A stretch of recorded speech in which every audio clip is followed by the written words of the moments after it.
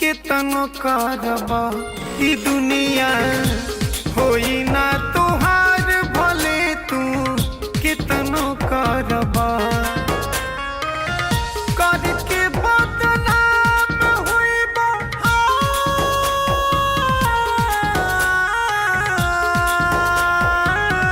करके बदनाम होइबा पछतइबा ई दुनिया होई ना तोहार भले तू केतनो करबा ई दुनिया होई ना तोहार भले तू केतनो करबा।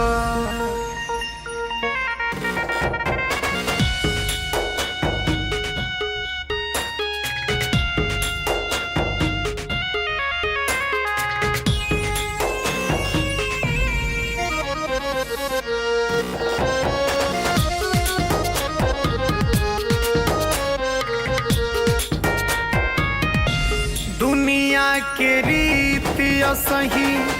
बनवले विधाता स्वार्थ के रिश्ता बा स्वार्थ के नाता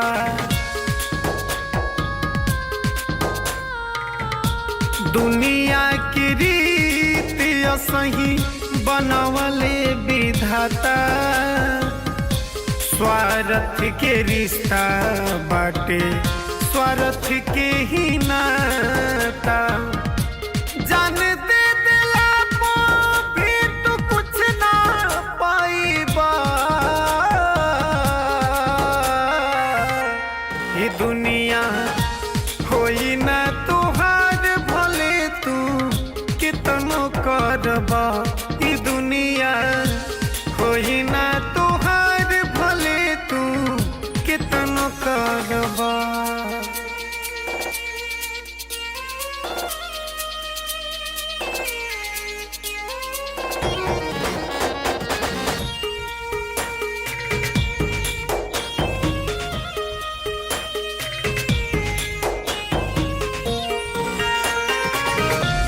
अपने पया अपनी ही खेला रचेला राकेश धर्मेंद्र आप बीती कहेला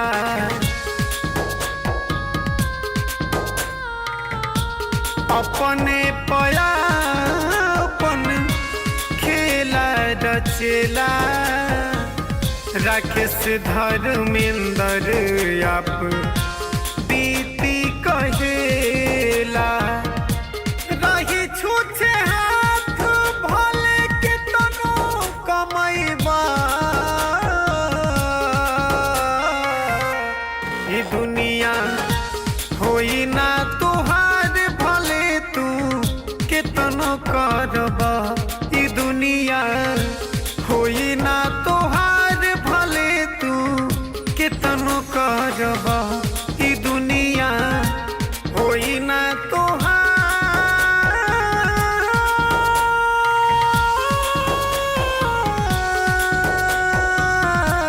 भले तू केतनो